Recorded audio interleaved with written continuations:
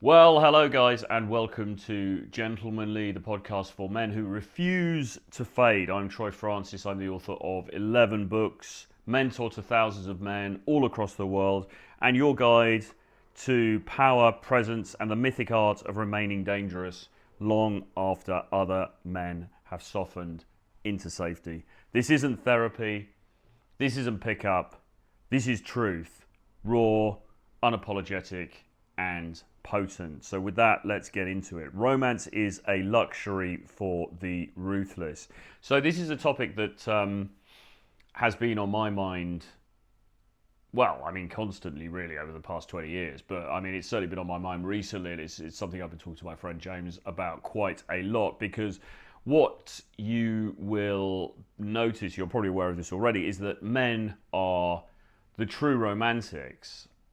It is often men who pine after a lost love many, many years after the relationship or the encounter or whatever has completed, whereas women are seemingly able to move on very quickly. Now, as with all of these things, you've got to take it with a little bit of a pinch of salt. You know, it's not as if women are these robots who have no feelings whatsoever. Of course, that's not what I'm saying. It's not what I'm claiming. And I know women, are also deeply upset at the end of relationships as well. But in general, it seems to be the case that women are able to move on more quickly than men. Why is that? Well, if we go to Evo psychology, then we go back to the old war brides theory, which basically states that women had to, as a matter of necessity, be able to move on quite quickly from one man to another, because say you're living in some primordial tribal village somewhere, and then a marauding opposing tribe comes in and takes over and imprisons all the men and takes all the resources and indeed all of the women, and of course any children who are present as well, then as a survival instinct it is necessary for the woman to be able to acclimatize herself quite quickly to that new reality. Now, how much credence you put on that is up to you, but it certainly makes sense from a biological perspective. And certainly, if you just look at it anecdotally, I think many of us have had the experience of having had a girlfriend and then she seemed to move on very, very quickly, whereas we are still left crying into our proverbial handkerchiefs and reminiscing over days past far longer than she does. Okay, so it's a phenomenon. It's not universal. It can work the other way. With all of these things that have been talked about in the so-called red pill or the manosphere, you've got to take a lot of it with a pinch of salt, because it doesn't always play out exactly as people say on the internet, and people say things on the internet for shock value and for clicks and in order to seem contrarian or polarizing. But there is a grain of truth in it nevertheless, all right? And so romance really is for the man of steel, okay? Romance is for the guy. Romance is the most potent poison that there is, okay? Romance is the most potent poison that there is. And for me personally, I would say that the romantic relationships that I've had, that is to say, the relationships where I've actually got into something with somebody and it has been meaningful, those have been the most scarring in a way. If you're talking about more casual encounters, those too can bring their own problems, but in general, you can have a fun time with somebody in the short term, and it doesn't necessarily damage you on a psychological level. It doesn't necessarily get under your skin in the same way that a longer term romantic relationship does. Now, as I say, I mean, you're dicing with danger whenever you get into a long-term relationship, and a lot of guys will come to me. In fact, I was just speaking with a client just now who wants to talk about the fact that he hasn't been in a relationship at nearly 40 years old. And I said to my girlfriend, my first opening line was going to be, well, first off to say, congratulations, you've managed to dodge that bullet for nearly 40 years, which is a great achievement, because guys think that getting into a relationship with a girl, with a woman, is kind of going to solve their problems. And women think this as well, you know?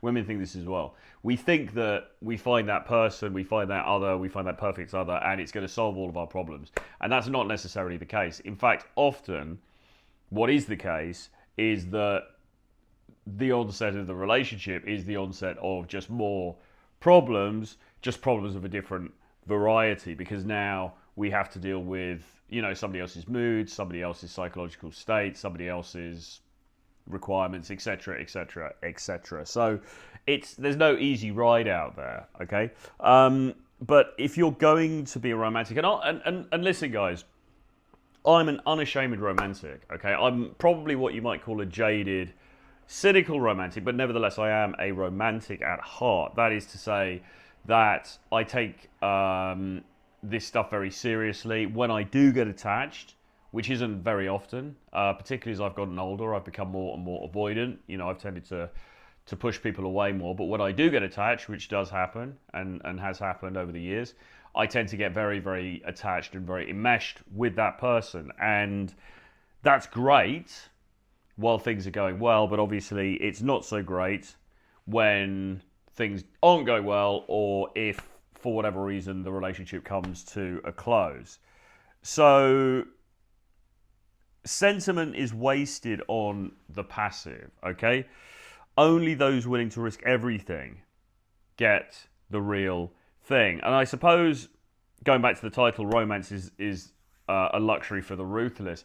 If you're going to do this, if you're going to go beyond casual encounters and you're going to wade into the waters of romance and, you know, longer term relationships or deeper connections with women, you've got to be prepared for it to go badly. And in the end, as my friend James will often say, it always goes badly. Either she ends up cheating on you, you cheat on her, you split up for some other reason, or one or other of you dies. You know, there's no real happy ending to these things. Even if you end up together for 60 years and you could say, well, we had a great 60 years, but what if one of the partners dies and then the other has to live out the remaining years of their life just missing that person? You know, it's a terrible, terrible thing.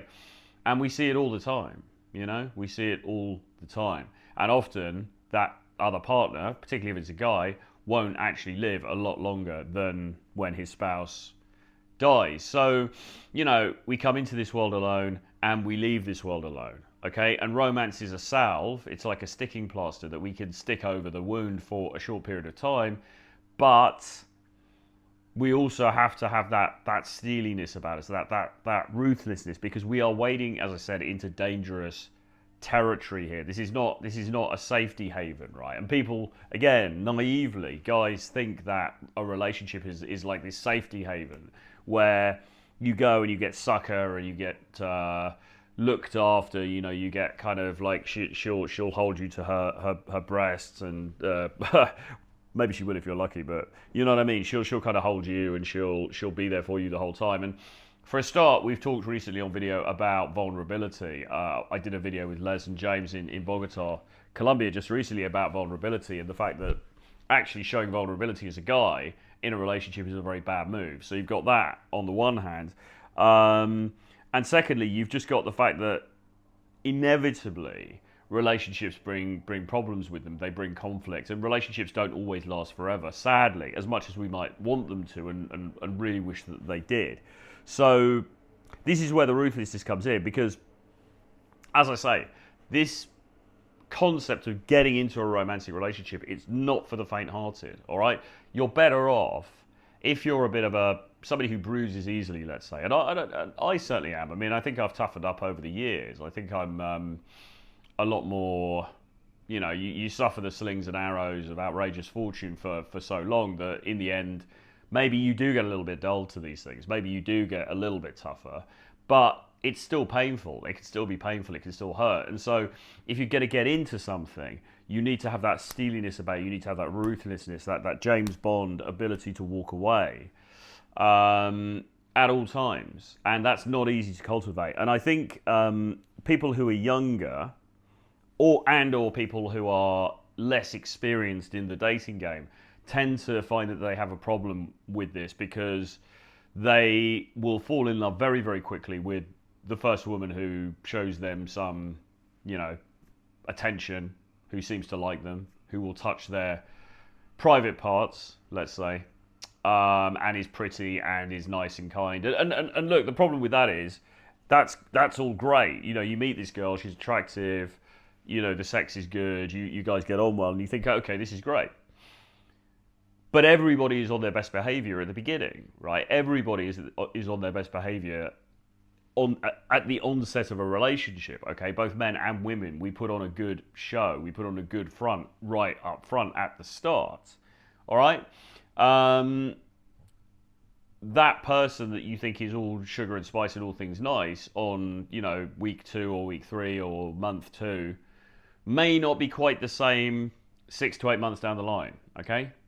I mean, hopefully she will be, but she might not be, because we tend to hold back the more toxic aspects of our personality until later on. And so this is why I always counsel guys not to fall too quickly, too deeply with anybody, really, because you just don't know them well enough.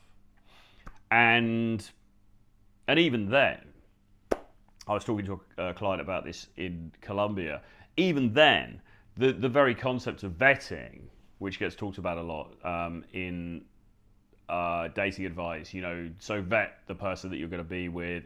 Does she have good values? Does she come from a good family? Has she got, you know, good intentions and all this kind of stuff?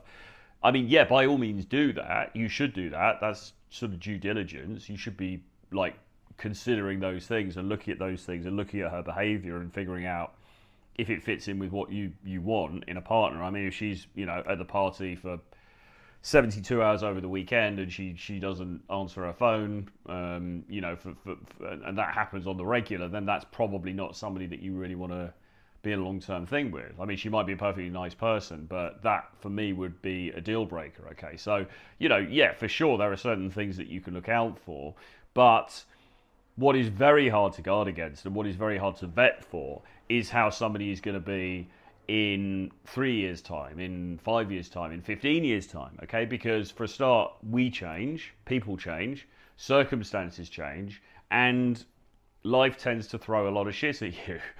And how somebody is on the first couple of dates when they're playing nice and they're being cute and lovely and wonderful may be very different to how they act under duress after a lot of time has passed by. Okay, and the nature of the relationship has changed, because the nature of relationships inevitably changes. You know, you have this honeymoon period at the beginning and it's all great, but then a bit further down the line you realise actually things are not going quite as well as perhaps they had been, or perhaps they were. And so, as I say, this is not for the faint-hearted. This is not for the faint-hearted. Again, I've made another video which will come out no doubt quite soon with Les and James in Bogosol, where we talked about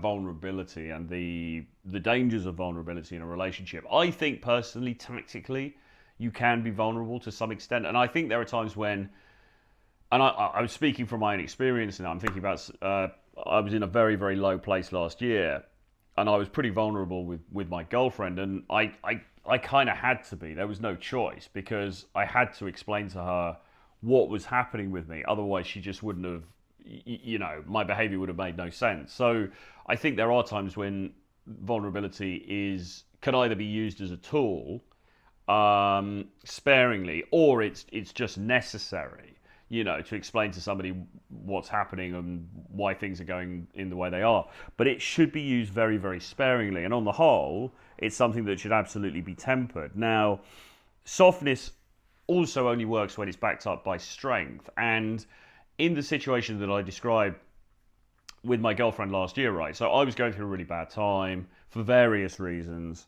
I was physically not very well. I was mentally not in the best possible state that I could have been. We got into an argument with something, and in the end, I just had to say to her, listen, this is how it is at the moment. This is what's happening. Now, you know, all kudos to her. She was very, very supportive, and she looked after me, and she kind of helped me through that period, and she has shown that capacity, you know, which is obviously massive, massive green flags as far as she's concerned. But I suspect that part of the reason she acted like that was because I built up some credit over time. Okay, I built up credit over time. She knew that fundamentally I was a strong person. She knew that she's had enough experience of me to know that, you know, I can handle these things and that temporary setbacks are not going to knock me off completely, right? If it had been in the first 2 weeks of our having met, would she have been as amenable? Probably not, okay? So you do get some credit in the bank the longer the relationship goes on, but even then you can't rely on it, okay? And you have to be careful with softness and with showing softness. Because when you think about the erotic charge in a relationship, and, you know, I don't really care what people say, sex is the glue that binds relationships or romantic relationships together for the most part. You know, it really is. And what you're looking for is that polarity, okay, between the erotic charge that exists between power, and the man should be the one ultimately who is I say powerful. I mean, the woman can be powerful in her own right, but the man has this kind of dominance, this kind of masculine sort of frame, and the woman has this feminine frame, okay? And that's where the polarity comes from. That's where the erotic charge comes from. And if you act in an overly soft manner, you might even say an overly romantic manner, then you're in danger of compromising that, okay? You're in danger of compromising that. She finds you less attractive on a subconscious level. It's not necessarily that she knows or she's aware of it or she could articulate it. But on a subconscious level, she finds you less attractive, and it starts to erode the very basis of the relationship, okay? Real romance is a dangerous beast, okay? It tears, it transforms, it marks you. And I've experienced this in my life. I've had I've had a number of long-term relationships, you might say, but I've really only had probably one that has really got me on that soul level. And when we broke up, you know, it was a hugely pivotal moment in my life. I mean, I felt like, and even as I got over it, you know, and I mean, how do you get over something like that? I mean, you can go out, you can meet other people, you can go around and travel, you can have a good time. There's lots of things you can do to distract yourself. But distracting yourself is not the same as getting over it, okay? And I never really felt that I got over the wounds that were inflicted on me or that I inflicted on myself as a part of that relationship. So a relationship, it's like entering into a relationship is like bringing a baby tiger into your house, okay? It looks cute and it's sweet and it's cuddly and it's fun, but it's also very dangerous. It has the potential to be very, very dangerous, especially as it grows, okay? So this is really something to be aware of. So for you romantics out there, you know, you think it's all sweetness and light and, you know, we see all these things on rom-coms and on movies and stuff, and it can be all of those things. It absolutely can be all of those things. But you've got to remember that you're also dicing with death, because if things go wrong, then what happens? Then where are you left? Okay? And I say this as somebody who's been prone to addictive tendencies throughout my life. I mean, the power of the feelings that you get when you're intertwined with another human being is huge. It's probably huge. It's probably bigger than almost any other drug that you can think of. And coming off of that, if you guys end up breaking up or something happens, you know, can be incredibly painful and can take a really, really long time to get over. And to get through that, you've got to be tough, you know. And this is where the ruthlessness comes in. You've got to be prepared. Firstly, if things are not acceptable to you, you've got to be prepared to walk. And then you've got to be prepared to deal with the wreckage that's left afterwards. All right? You know, and not everybody is. And this is why, especially I would say to younger guys watching this, or to guys who don't have a great deal of experience, maybe they don't have a great deal of abundance, as we say, you've got to be prepared to be strong. Okay? Softness is fine. And you can bring softness into the relationship, and sometimes that's necessary, and sometimes that's a good thing. But underneath it all, you've got to retain that steeliness. You've got to retain That's self-preservation, okay? Otherwise, you're going to get crushed. And this has happened to me so many times in my life. You know, so many very, very painful experiences in my life that probably could have been avoided, to be honest, because those relationships went on for too long. But it's just something to be aware of and something to beware of, okay? Stoicism and seduction, they're not opposites, they are twins, okay?